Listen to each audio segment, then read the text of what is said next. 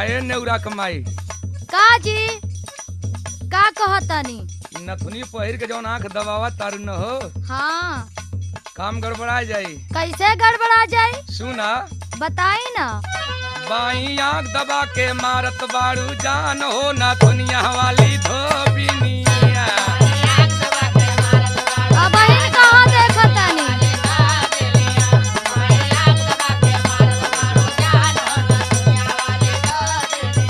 तोहरे मोचिया का लंबे लंबे बाल हो बरैठा धई उखाड़ ले बना।